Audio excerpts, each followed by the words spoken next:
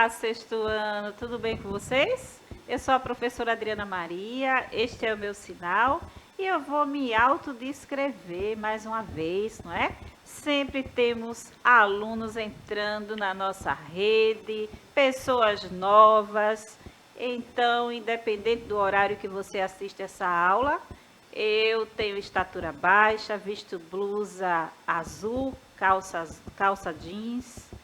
Tenho cabelo tamanho médio, uso óculos, estou em pé no estúdio Educa Recife e, como sempre falo, nunca sozinha, sempre muito bem acompanhada.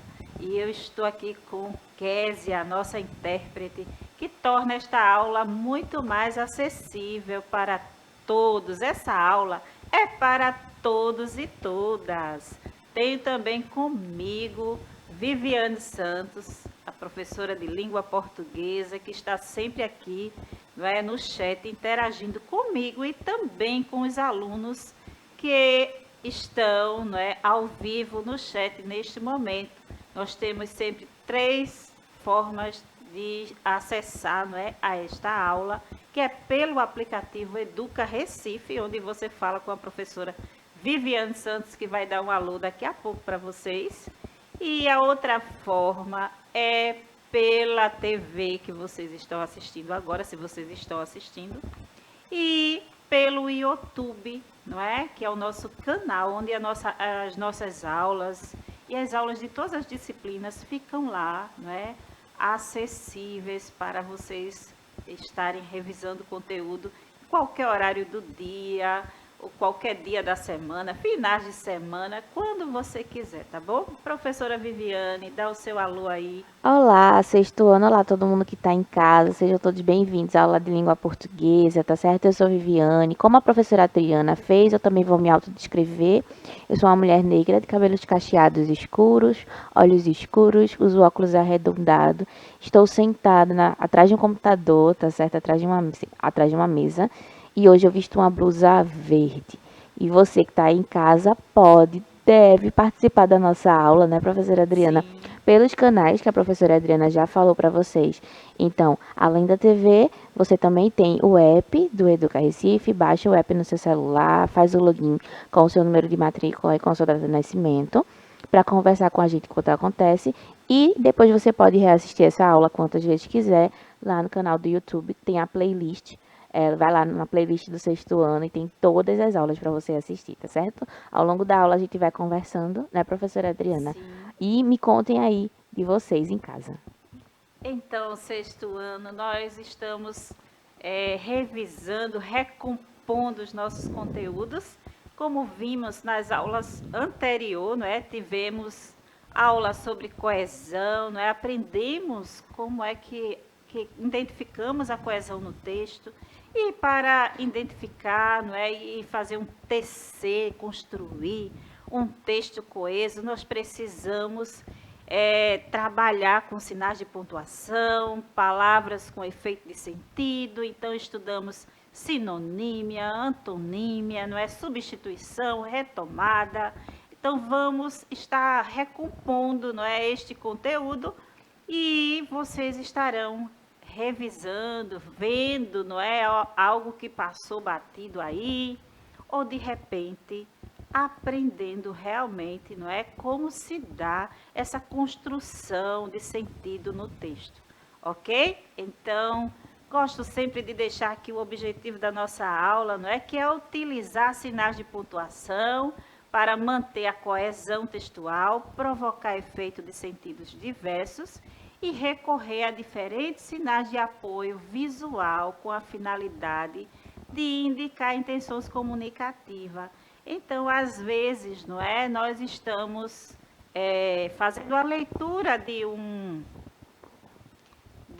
uma imagem ou até mesmo de um texto ali escrito, e aí todos esses sinais, não é, seja ele, não é, seja ele escrito, seja o texto escrito ou seja uma imagem, você consegue perceber ali toda a constituição, não é, quando você, não é, aprende sobre isso. Quando não é, você não entende quase nada. Então, vamos lá, o que é semântica? Já falamos, mas não custa, não é? revisar, não é? O que é semântica? Que parte da gramática é essa que traz para a gente essa relação, não é? Relação de quê? Vocês lembram? Então, vamos lembrar? Semântica é a parte da gramática que estuda os aspectos relacionados aos sentidos das palavras e enunciado. Então, estamos falando dessa relação de sentido das palavras e enunciado. Então, relação semântica é uma relação de sentido. Vamos revisar também o que é denotação e conotação, não é? Às vezes, a palavra que é utilizada tem um sentido totalmente denotativo. E aí, de repente, você tem aquela dúvida, mas professor, o que é mesmo sentido denotativo? O que é sentido conotativo? Já passaram por isso? Com certeza você vai dizer, sim, professora, eu já tive essa dúvida, então por que não recompor também, não é? Esse sentido aí conotativo e denotativo, essa palavra denotação. E aí, vocês sabem, não é? É a palavra com sentido original, literal. Denotação, lembra o quê? Esse D aí, dicionário.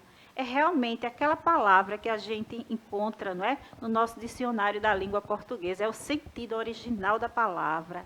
É o sentido literal da palavra. Já o conotativo, não é? Trouxe o exemplo aí para vocês, né? O gato é um mamífero. Então, o gato realmente é um mamífero, não é? Ele se alimenta de leite materno, ele se alimenta do leite da sua mãe. Então, o gato é um mamífero. É o sentido literal, não é? Aí. Real, original, não é? É isso aí. Pedrinho é um gatinho. E aí? Dizer aí, Pedrinho é um gatinho, o sentido literal é o sentido denotativo ou conotativo? Diferente do gato, não é? Quando dizemos assim, Pedrinho é um gatinho, não é? É um sentido conotativo, não é? É um sentido figurado. Então, conotação é esse sentido figurado da palavra. É diferente, não é, pessoal? Então, quando eu digo assim, você é o meu sol, né? Eu falo assim, você é o meu sol, tudo que existe em mim, a razão do viver, a luz do meu caminhar. Eu estou fazendo aqui um poema ao Criador da vida, não é?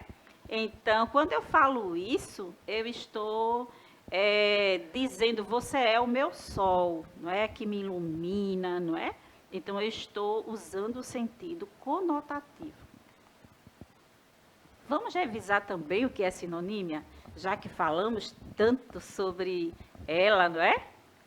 Então, sinonímia é a relação que se estabelece, não é, entre palavras de sentidos semelhantes. Essas palavras, não é, a sinonímia, ela nos garante que estas palavras, elas podem não ter a escrita, né, igual, não é? Elas não têm a escrita iguais, não é? Elas são palavras com letras, a grafia é diferente, mas o sentido é igual, é semelhante, não é? Então, atenção, são sentidos semelhantes, não sentidos iguais. As palavras que apresentam significados parecidos são chamadas de sinônimas, tá? Então, vamos repetir novamente. São sentidos semelhantes, não sentidos iguais. As palavras que apresentam significados parecidos são chamadas de sinônimas, tá? Então, vamos ver? Eu trouxe aqui para a gente continuar analisando, aí fazendo essa análise, não é? Eu trouxe uma leitura de um fragmento, né, que é de um romance de Lima Barreto, né? Quem foi Lima Barreto? E aí vocês sabem? Se vocês não sabem, nunca ouviram falar sobre ele, ele foi um jornalista, escritor, né, de sátira, de contos, não é, de romances. E nesse romance de Lima Barreto, ele traz para a gente um fato, não é, que é a realidade de muitos, né, que enfrentam a pobreza, a miséria, não é? E aí nós vamos fazer uma análise dessas duas palavras, de alegres e tristes, não é? Palavras com grafias diferentes, mas que têm sentido semelhante, tá? Então, vamos lá. Então, nesse trecho aqui diz, não é? Eu trouxe alguns slides com esse trecho, para não colocar em um só e dar a oportunidade de vocês lerem, acompanharem a leitura junto comigo, porque é importante, minha gente, como sempre falo para vocês, ler, não é? Escrever faz parte desse crescimento, desse aprendizado. E aí é importante, a leitura, ela enriquece o nosso vocabulário, não é? E aí vamos lá? O que mais a impressionou no passeio foi a miséria. Alguém, quando a gente lê aqui essa primeira frase, né? O que mais a impressionou no passeio foi a miséria geral. Então, alguém estava passeando por algum lugar e estava observando a paisagem. A falta de cultivo, a pobreza das casas, o ar triste, abatido da gente pobre, educada na cidade. Educada, então, era alguém, não é, do gênero feminino. Ela tinha dos roceiros a ideia de que eram felizes, saudáveis e alegres. Então, alguém que, morando, não é, em outro local, morando na cidade, tinha essa visão, construiu essa visão, não é, de alguém que mora na roça, eram pessoas felizes, né, e não pessoas tristes, pessoas que muitas vezes estavam passando ou estão passando por dificuldade. Então, nós temos aí a palavra, não é, que eu destaquei aí, miséria e pobreza. Havendo tanto barro, tanta água, por que as casas não eram de tijolos e não tinham telhas? Eram sempre aquele sapê sinistro e aquele sopapo, que deixava ver a trama de varas, como um esqueleto de um doente, porque ao redor dessas casas não havia culturas, uma horta, um pomar. E aí você percebe que esse relato dessa pessoa que passeava, não é? Era uma pessoa que tinha um certo grau, né, de estudos. E aí ela usa aí as palavras, né, ela acaba usando essa palavra e fazendo essa comparação, não é? Não sei se quantos de vocês já tiveram essa visão de uma casa feita de varas, não é? Sem ser tapada com barros, não é? E aí, sem ser de tijolos, realmente parece o esqueleto de um corpo humano. E aí ela faz essa comparação, não é? E aí ela diz, não havia cultura, não é? Não tem nada a ver com cultura, tá? Com danças, não. Cultura aí é o cultivo de horta, não é? De pomar. E aí ela usa essas palavras, e aí quando estamos lendo o texto, nós precisamos entender, não é? Porque ela usou essa palavra aí, não é? E aí perceber e ir entendendo o sentido do texto. E aí quando vamos prestando atenção, vamos entendendo, não é? Porque ela foi colocando cada palavra e trazendo essa relação, não é? Quando ela compara as varas ao esqueleto do corpo humano, não é? E aí ela questiona por que tanto barro, por que não tem tijolos, não é? Essas casas não são feitas de tijolos, não tem telhas, é coberta de palha. E aí ela vai trazendo esse sentido, não é, de uma necessidade, não é, dessas pessoas que estão nessa situação. É um texto Sim, Vivi. muito visceral, né, professora Adriana? Sim. Muito bem escrito também, porque ele não deixa margem para a interpretação de como era essa miséria, né? Ela está descrevendo ali. E eu acho engraçado quando o narrador fala que esses sopapos na casa, porque eles precisavam prensar o barro, né? Sim. Na casa de sapê, o barro é prensado assim contra as, não sei, Contra as nas varas varas, que não é? viram Naquelas vigas, né? brechas. Então é muito, dá para literalmente você imaginar, sentir, né? Inclusive a textura, né? Mesmo Sim. que a gente não esteja tocando nada de como era essa casa, né? Essa pobreza, essa miséria que ela fala. E aí, pessoal, nós percebemos aqui que ela diz assim, não é? Não seria tão fácil. Trabalho de horas. Trabalho de horas. Vamos ler novamente. Não seria tão fácil. Trabalho de horas. E não havia gado, nem grande nem pequeno. Era raro uma cabra, um carneiro. Por quê? Mesmo nas fazendas, o espetáculo não era mais animador. Então, nós percebemos aqui que ela está passando e vendo vilarejos, né, casas isoladas. E aí, quando ela chega às fazendas, que era para ter mais recursos, ela percebe que também não tem mais tanto, não tem essa vista, ela não consegue ver ali gados, ela não consegue ver plantas, não é? Culturas de diferentes hortas, não é? Mandioca, milho, ela não consegue ver nenhum tipo de cultura. É quase como se não houvesse vida, né? Sim, não Ela houvesse está vida nesse lugar. procurando alguma coisa que seja vida, seja ele planta, seja animal, seja gente, Sim, e ao mesmo tempo ela não consegue perceber essa vida. Então ela vai se entristecendo com a miséria que ela percebe, né? verdade. Então, observe aí as palavras miséria e pobreza, não é? Estabelece uma relação de sinonímia, ou seja, exprime ideias semelhantes, mas a palavra grafia aí é totalmente, não é? Diferente.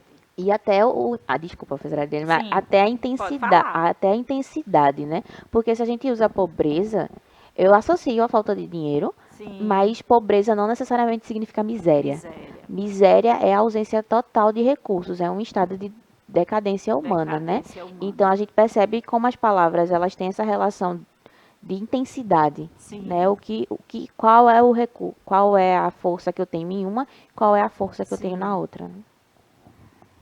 Então, nós temos aqui, não é? Porém, é importante salientar que miséria tem uma sobrecarga maior, como a professora Viviane falou, tem um sentido mais abrangente. No fragmento acima, o termo miséria foi empregado para se referir, de modo geral, né, à situação daquele lugar, que tanto nos vilarejos, nas casas isoladas, quanto nas casas, né, grandes, vamos dizer assim, nas fazendas, onde parecia, ela achava que ia ser melhor, não é? Ia ter mais recursos, também não tinha, não é? Foi empregado justamente para isso, para mostrar esse cenário, não é, observado por essa personagem.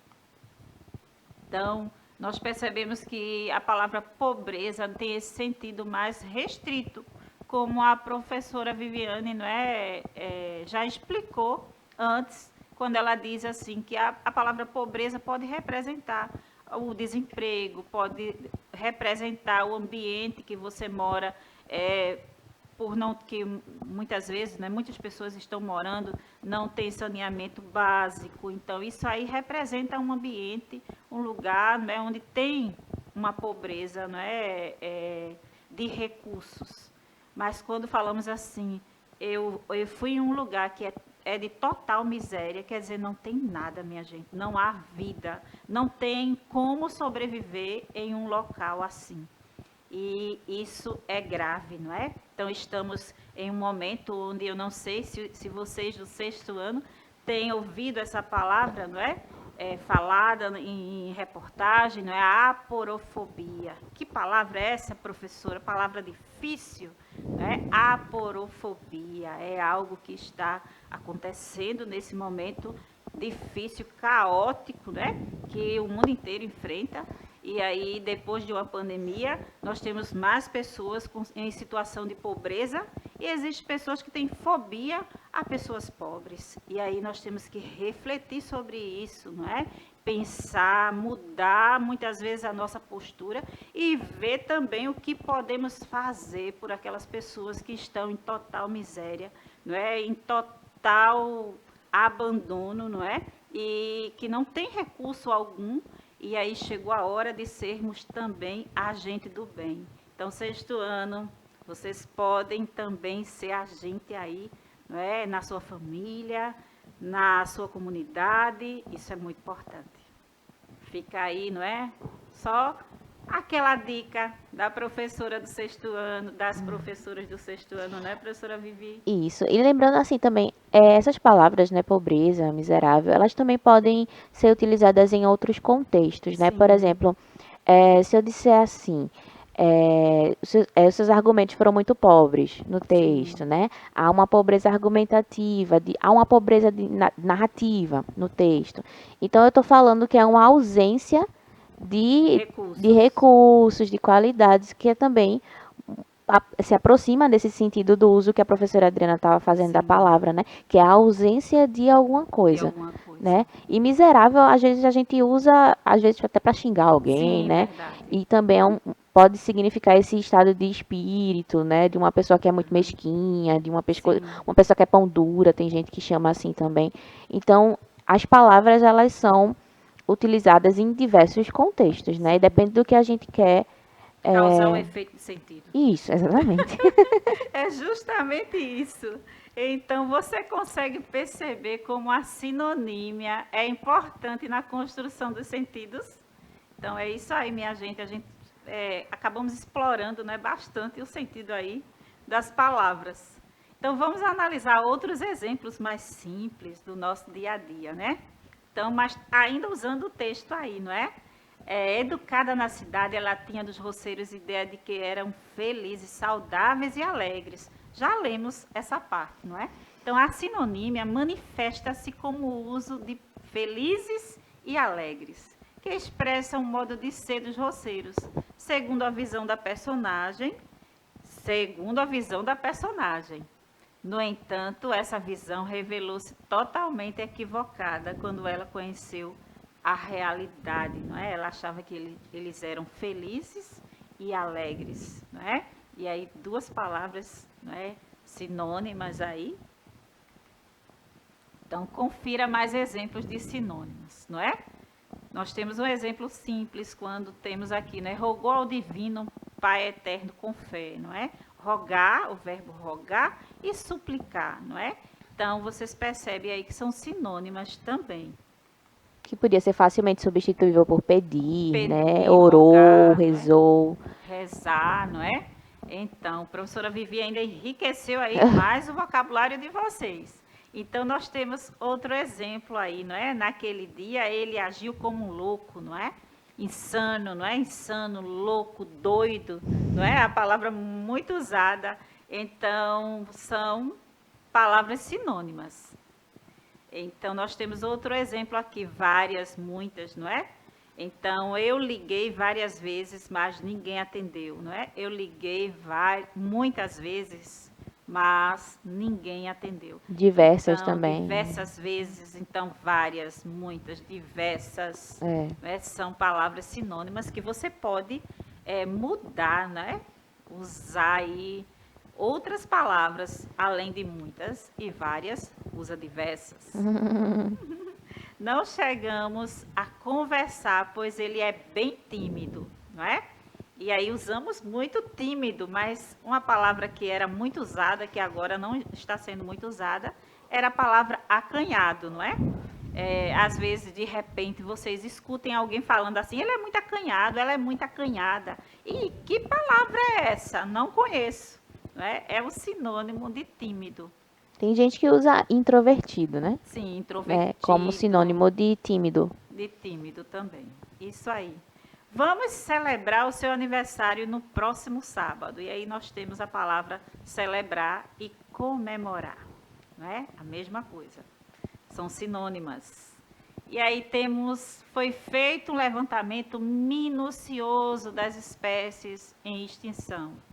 E aí foi feito um levantamento detalhado, não é, das espécies em extinção. Então nós temos aí minucioso e detalhado, são palavras sinônimas. Então, separamos utensílios necessários e saímos imediatamente, não é? Utensílio pode ser substituído aí por ferramentas, não é, necessárias para a ação que irão fazer, não é? Então nós temos outra expor e apresentar, não é? O diretor expôs as mudanças a serem realizadas na empresa. O diretor apresentou as mudanças a serem realizadas na empresa. E aí você pode pesquisar outras palavras além de expor, apresentar, tá? E agora chegou a nossa hora de praticar a nossa atividade, não é? Praticar o aprendizado que foi gerado. Eu, quando iniciei a aula, eu falei para vocês, estamos nesse momento de recomposição da aprendizagem, tanto eu quanto a professora Carla trabalhamos sinais de pontuação, coesão, e aí agora eu trago para vocês, agora vocês vão perceber essa relação de sentido, não é, estabelecida para o termo energia na propaganda, não é? Esse abaixo aí é uma propaganda.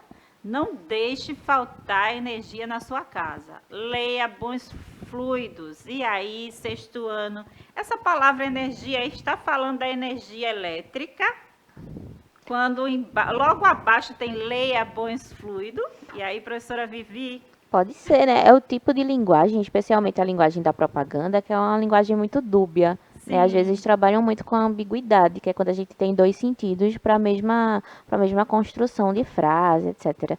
Nesse caso aí da energia, professora Adriana, pode ser entendido de duas formas, né? Pois Tanto é. a energia elétrica, que é a que a gente usa na nossa casa para fazer as coisas, e também a energia, a sua própria energia, a sua Sim. força, né? Então, cultive também bons hábitos para que a sua energia não seja esgotada, né? Pratique exercício Isso. físico, se alimente bem, leia coisas boas e assim a gente vai fortalecendo a nossa energia. Mas não deixar faltar também a energia elétrica, que ela é importante. Claro, ela é muito importante, né, professora Vivi? Então, pessoal, vocês percebem quando lemos na primeira frase aí na construção, não deixe faltar energia na sua casa. Leia bons fluidos, né? Leia. Esse leia é amplo, não é? Porque você pode ler livro, você pode ler o mundo, tudo que está ao seu redor de outra forma, não é? E perceber de outra forma, não é? A vida, tudo que está ao seu redor.